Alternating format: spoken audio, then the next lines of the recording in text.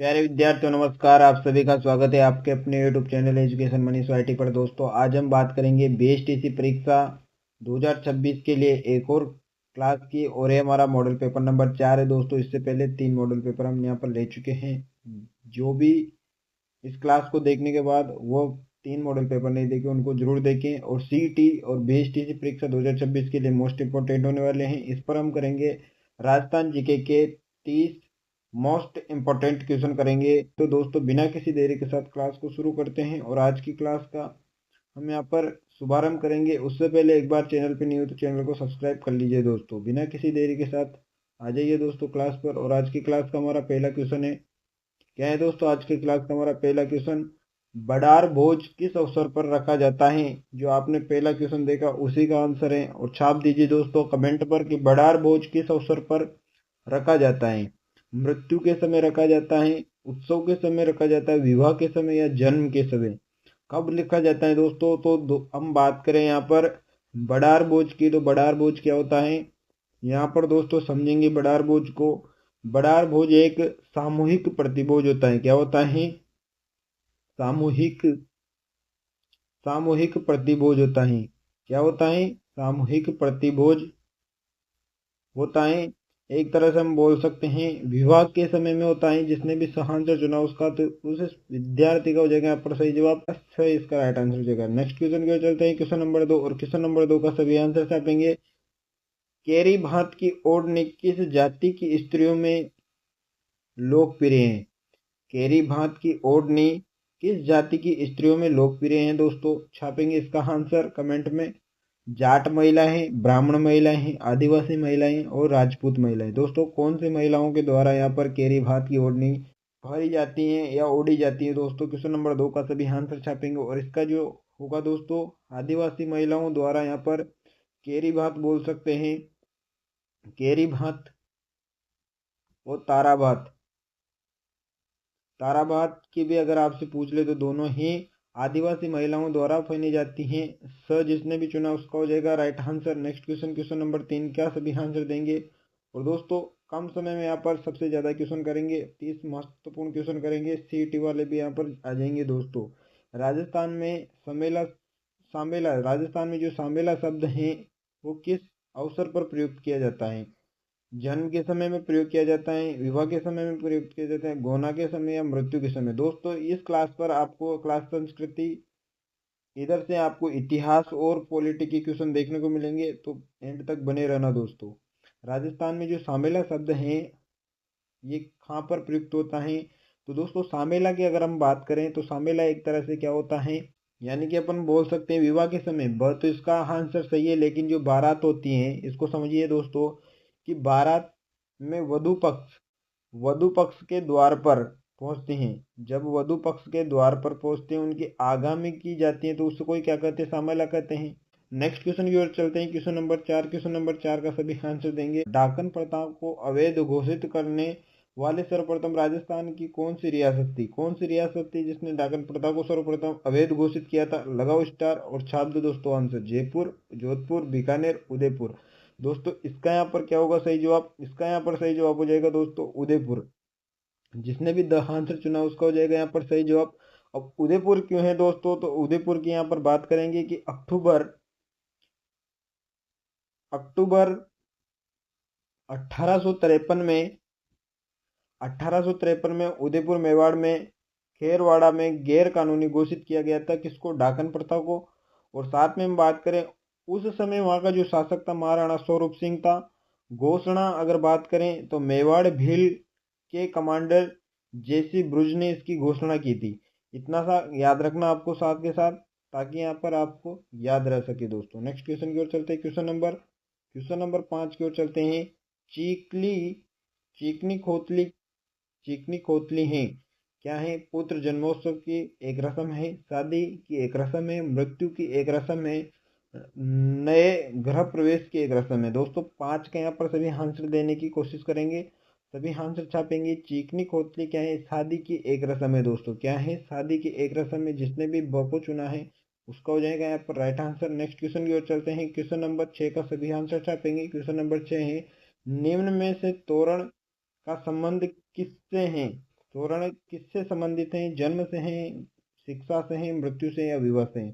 दोस्तों यहाँ पर क्या होगा इसका राइट आंसर? तोरण की हम बात करें तो दूल्हा दुल्हन पर, यानी कि दूल्हा दुल्हन के घर पर मुख्य दरवाजे पर क्या होता है दोस्तों? जो मुख्य दरवाजा होता है उस मुख्य दरवाजे पर यहाँ पर लकड़ी का तोरण बना होता है और तलवार या छड़ी से यहाँ पर क्या होता है? तोरण को मारा जाता है। तो दोस्तों यहाँ पर मुख्य द्वार पर जो लकड़ी का तोरण होता है उसको यहाँ पर मारा जाता है, उसी को क्या कहते हैं? यहाँ पर तोरण कहते हैं। और तोरण यानी कि एक तरह से विवाह से संबंधित है। इसका राइट आंसर हो जाएगा। नेक्स्ट क्वेश्चन की ओर चलते हैं। क्वेश्चन नंबर 7 का सभी आंसर देंगे। क्वेश्चन नंबर 7 है, राजस्थान में रीति रिवाज में मौसर किसे कहते हैं? दोस्तों मौसर किसे कहते हैं? इससे पहले अपन ने देखा था क्या कि बड़ार किसे कहा जाता है। तो बड़ार का तो आपको समझ में आया होगा, उसी तरह मौसर का भी मैं बता दूं आपको दोस्तों। मौसर दहेज होता है, मृत्यु भोज होता है, विवाह के अवसर पर प्रतिभोज होता है या गृह प्रवेश होता है। तो दोस्तों विवाह के अवसर पर प्रतिभोज को क्या कहते हैं? बड़ार कहा जाता है। आपको साथ के साथ याद करना है, बड़ार कहा जाता है। जबकि मृत्यु भोज को क्या कहते हैं? मौसर कहते हैं। क्या कहते हैं? मौसर कहते हैं। तो जिसने भी आंसर चुना है उसका, उस स्टूडेंट का यहाँ पर हो जाएगा सही जवाब। और साथ के साथ आंसर छापते हुए चलेंगे। क्वेश्चन नंबर 8 की ओर चलेंगे। क्वेश्चन नंबर 8 है कि राजस्थानी संस्कृति में ओलंदी क्या है? राजस्थानी संस्कृति में ओलंदी क्या है? सभी इसका आंसर देने की कोशिश करेंगे और इसका आंसर देंगे। राजस्थानी संस्कृति में ओलंदी क्या है? विवाह की एक प्रकार है, एक देसी खेल है, नववधु के साथ में जाने वाली लड़कियां स्त्री हैं, राजस्थानी लोक गीत है। दोस्तों ओलंदी क्या है? ये क्वेश्चन आपको याद रखना है। शब्द ऐसे आएंगे दोस्तों कि तोते उड़ा देंगे। बेस्ट इसी 2026 में आपको यहाँ पर अच्छे से याद करना है। ओलंदी क्या है? तो ओलंदी एक प्रकार से दोस्तों नववधु, जो नववधु होती हैं के साथ जाने वाली लड़की, यहाँ पर तो दोस्तों इसको डाइजवाड़ भी कहा जाता है, लेकिन जिसको डाइजवाड़ आप जैसे समझ सको आपकी भाषा में, लेकिन नववधु के साथ में जो जाने वाली लड़की होती है उसी को यहाँ क्या कहते हैं? ओलंदी कहते हैं। नेक्स्ट क्वेश्चन की ओर चलते हैं। क्वेश्चन नंबर 9 की ओर, चीर पटोरी क्या है? चीर पटोरी क्या है? क्वेश्चन नंबर 9 का आंसर देंगे। ऐसे ऐसे है दोस्तों यहाँ पर रीति रिवाजों से जो क्वेश्चन आते हैं आपको घुमा के रख देंगे दोस्तों। तो अभी से ही आप परफेक्ट हो जाइए इन क्वेश्चनों पर। चीर पटोरी क्या है? साड़ी है या पगड़ी है, जूती है या घर है? दोस्तों क्या है दोस्तों? इसका सभी आंसर देंगे। क्वेश्चन नंबर 9 का सभी आंसर देंगे। चीर पटोटी क्या है? तो ये दोस्तों एक प्रकार की साड़ी है, साड़ियों का प्रकार है जिसे कुछ चीर पटोटी कहा जाता है दोस्तों। नेक्स्ट क्वेश्चन की ओर चलते हैं। क्वेश्चन नंबर 10, कसुमल रंग का अर्थ है दोस्तों। कसुमल रंग का अर्थ क्या है? इसका आंसर देंगे। सभी दोस्तों आंसर देंगे। कसुमल रंग लाल रंग है, काला रंग है, नीला रंग है या पीला रंग है? दोस्तों यहाँ पर क्या हो जाएगा? इसका राइट आंसर हो जाएगा लाल रंग। जिसने भी आंसर को चुना है उसका हो जाएगा यहाँ पर सही जवाब। नेक्स्ट क्वेश्चन की ओर चलते हैं। क्वेश्चन नंबर 11, राजस्थान में आदिवासी महिलाओं में कटकी परिधान कौन पहनता है? राजस्थान महिलाओं में जो कटकी परिधान है वो कौन पहनता है? विवाहित महिलाएं पहनती, अविवाहित महिलाएं, विधवा महिलाएं या इनमें से कोई नहीं? दोस्तों कटकी परिधान जो पहनती हैं वो कौन पहनती है? दोस्तों अविवाहित महिलाओं के द्वारा पहना जाता है। अविवाहित महिलाओं के द्वारा पहना जाता है। जिसने भी आंसर को चुना है उसको हो जाएगा यहाँ पर सही जवाब दोस्तों। नेक्स्ट क्वेश्चन की ओर चलते हैं। क्वेश्चन नंबर 12 का सभी आंसर करेंगे और क्वेश्चन नंबर 12 है दोस्तों आपके सामने। सभी पढ़े इसको आंसर दें। राजस्थान में तारा भात की ओढ़नी पहनना किस में प्रचलित है? दोस्तों तारा भात की ओढ़नी। लो दोस्तों आगे क्वेश्चन, और हमने बोला था दोस्तों ये दोनों क्वेश्चन आपके लिए यहाँ पर मोस्ट इंपॉर्टेंट रहने वाले हैं। आदिवासी महिला, गुजर महिला, दलित महिला या जाट महिला? आदिवासी महिलाओं के द्वारा तारा भात की ओढ़नी पहनी जाती है। तारा भात और केरी भात, तारा भात और केरी भात दोनों ही आदिवासी महिलाओं के द्वारा पहनी जाती हैं। जिसने भी यहाँ एक को चुना है उनका हो जाएगा यहाँ पर सही जवाब। नेक्स्ट क्वेश्चन की ओर चलते हैं। अटपटी पगड़ी चित्रकला की किस शैली से संबंधित है? अटपटी पगड़ी चित्रकला की किस शैली से संबंधित है? बूंदी, कोटा, मेवाड़, उदयपुर? दोस्तों क्या होगा यहाँ पर सही जवाब? क्वेश्चन नंबर 13 का सभी आंसर देने की कोशिश करेंगे यहाँ पर दोस्तों। क्या हो जाएगा? यहाँ पर हो जाएगा दोस्तों क्वेश्चन नंबर 13 का यहाँ पर सही जवाब क्या होगा? यहाँ पर हो जाएगा दोस्तों मेवाड़, इसका सही जवाब हो जाएगा। नेक्स्ट क्वेश्चन की ओर चलते हैं। क्वेश्चन नंबर 14 का सभी आंसर देंगे। उदय शाही, अमर शाही, खजर शाही क्या है? दोस्तों यहाँ पर जो दे रखी है उदय शाही क्या है, अमर शाही क्या है, खंजर शाही क्या है, तो एक राजस्थान की आभूषण है, राजस्थान की बोलियां हैं, राजस्थान की पगड़ियों की शैली या सिक्कों के प्रकार है। दोस्तों राजस्थान की पगड़ियों के प्रकार है। दोस्तों क्या है? राजस्थान की पगड़ियों के प्रकार है। यहाँ पर सर जिसने भी चुना उसका हो जाएगा सही जवाब। नेक्स्ट क्वेश्चन की ओर चलते हैं। क्वेश्चन नंबर 15, जोधपुरी स्थापा को प्रसिद्ध करने का श्रेय किसको जाता है? जोधपुरी स्थापा को प्रसिद्ध करने का जो श्रेय जाता है उन किसको जाता है? दोस्तों महाराजा केसरी सिंह को, महाराजा जसवंत सिंह सेकंड को, महाराजा उदय सिंह को, महाराजा सुमेर सिंह को। दोस्तों यहाँ पर सही जवाब क्या हो जाएगा? महाराजा उदय जसवंत सिंह सेकंड को जाता है। दोस्तों नेक्स्ट क्वेश्चन की ओर चलते हैं। क्वेश्चन नंबर 16 का देंगे। मोटड़े की पगड़ी पहनी जाती है। दोस्तों मोटड़े की पगड़ी कब पहनी जाती है? होली पर, श्रावण पर, विवाह उत्सव पर, संक्रांति पर। दोस्तों कब पहनी जाती है मोटड़े की पगड़ी? तो मोटड़े की पगड़ी यहाँ पर दोस्तों विवाह उत्सव पर पहनी जाती है। लगाओ इसको भी स्टार्ट। दोस्तों नेक्स्ट क्वेश्चन की ओर चलते हैं। क्वेश्चन नंबर 17, मुर्की आभूषण शरीर के किस भाग पर पहनी जाती है? मुर्की आभूषण जो पहना जाता है वो शरीर के किस अंग पर पहना जाता है? दोस्तों मुर्की आभूषण की बात करेंगे दोस्तों तो यहाँ पर 17 का सही जवाब क्या हो जाएगा? कान पर पहनी जाती है। और दोस्तों एक प्रकार से पुरुष आभूषण भी इसको कहा जाता है। पुरुषों का आभूषण होता है जो कानों पर पहने जाते हैं। नेक्स्ट क्वेश्चन की ओर चलते हैं। क्वेश्चन नंबर 18, बाल्य आभूषण कहाँ पहना जाता है? दोस्तों जो बाल्य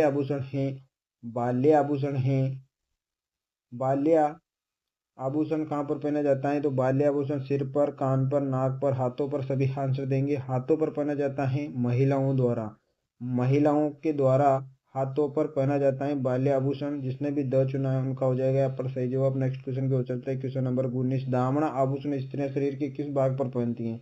दोस्तों आभूषणों में अगर बात करेंगे तो सबसे ज्यादा आभूषण स्त्रियों के देखने को मिलेंगे। दामना आभूषण कहाँ पर पहना जाता है? स्त्रियों के द्वारा उंगली पर, नाक पर, कान पर, पैर पर। दोस्तों उंगलियों पर पहना जाता है। लगाओ दोस्तों ए आंसर राइट कमेंट में छाप दो। क्वेश्चन नंबर 19, उंगली पर पहना जाता है दामना। क्वेश्चन नंबर 20 की ओर चलते हैं। निम्न में से बीकानेर का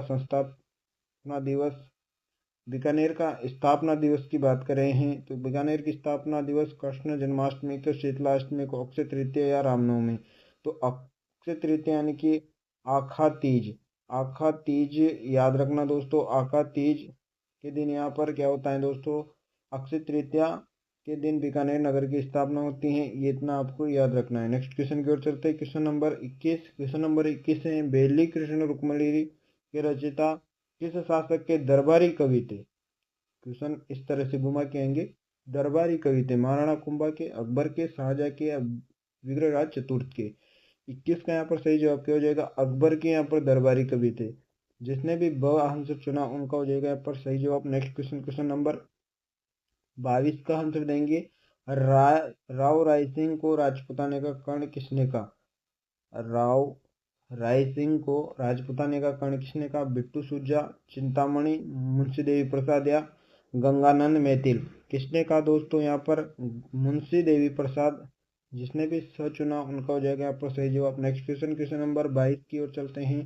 22 हो गए। क्वेश्चन नंबर 23 की बात करेंगे। कोकिल देव निम्न में से किस वंश से संबंधित हैं?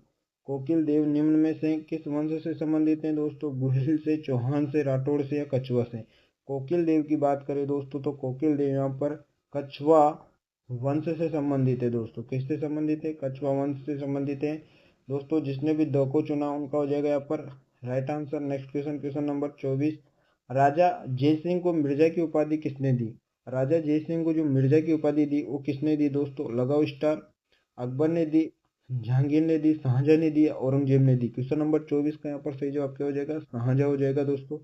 क्या हो जाएगा? शाहजहां ने यहाँ पर जय सिंह को यहाँ पर मिर्जा की उपाधि दे दो दोस्तों। स जिसने भी चुना उनका हो जाएगा यहाँ पर सही जवाब। नेक्स्ट क्वेश्चन की ओर चलते हैं। क्वेश्चन नंबर 25, भारतीय मौसम विभाग की वेधशाला राजस्थान में कहाँ पर स्थित है दोस्तों?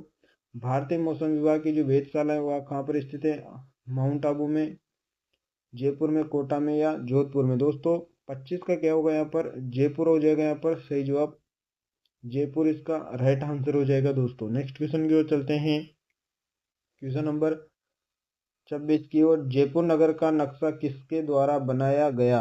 जयपुर नगर का जो नक्शा है वो किसके द्वारा बनाया गया दोस्तों? लगाओ स्टार। विद्याधर भट्टाचार्य, सवाई जयसिंह, पंडित गंगाधर, मिर्जा इस्माइल। दोस्तों क्या होगा इसका राइट आंसर? सभी छापेंगे 26 का। तो 26 का दोस्तों यहाँ पर सही जवाब हो जाएगा। क्वेश्चन नंबर 26 का यहाँ पर सही जवाब क्या हो जाएगा? विद्याधर भट्टाचार्य ने जयपुर नगर का यहाँ पर नक्शा बनाया। जिसने भी अ चुना उसका हो जाएगा यहाँ पर राइट आंसर। क्वेश्चन नंबर 27 की ओर चलते हैं और क्वेश्चन नंबर 27 काफी महत्वपूर्ण क्वेश्चन है।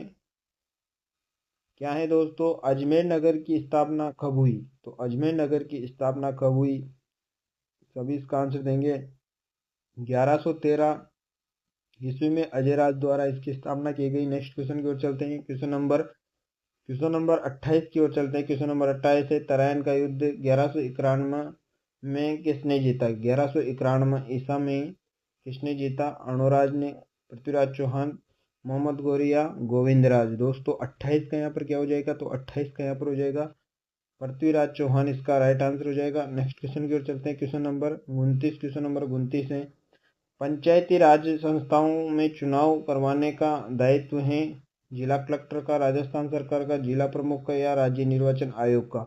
29 का दोस्तों यहाँ पर, और ये पॉलिटी से क्वेश्चन है जो हमने बोला था दोस्तों। पॉलिटी से भी यहाँ पर 2 क्वेश्चन रखे गए हैं और बहुत ही कम क्वेश्चन देखने को मिलेंगे पॉलिटी से। बाकी आपको इतिहास, कला, संस्कृति और यहाँ पर भूगोल के क्वेश्चन आपको बीएसटीसी में ज़्यादा देखने को मिलेंगे। पंचायती राज संस्थाओं में चुनाव कराने का दायित्व है जिला कलेक्टर का, राजस्थान सरकार का, जिला प्रमुख या राज्य निर्वाचन आयोग? तो 29 का यहाँ पर हो जाएगा दोस्तों राज्य निर्वाचन आयोग। जिसने भी चुना उनका हो जाएगा सही जवाब। और आज का लास्ट क्वेश्चन करेंगे। क्वेश्चन नंबर 30 है दोस्तों, वर्तमान में राजस्थान में नगर निगमों की कुल संख्या कितनी है? सभी इसका आंसर दें। और दोस्तों कितनी है? 6 है, 7 है, 10 है या 9 है? तो दोस्तों कितनी है? 10 यहाँ पर हो जाएगा सही जवाब। तो दोस्तों कैसे लगी क्लास कमेंट में जरूर बताएं और चैनल पे नहीं हो तो चैनल को सब्सक्राइब करना ना भूलें दोस्तों। और दोस्तों बीएसटीसी में दोस्तों आपको एक सीट पक्की करनी है तो दोस्तों चैनल को सब्सक्राइब कर लीजिए। एक क्लास रोज आपको देखने को मिलेगी इसी चैनल पर। बाकी आपको और भी क्लासें लगवानी हो तो उसके लिए आप कमेंट करके ज़रूर बताएं। दोस्तों मिलते हैं नेक्स्ट क्लास में।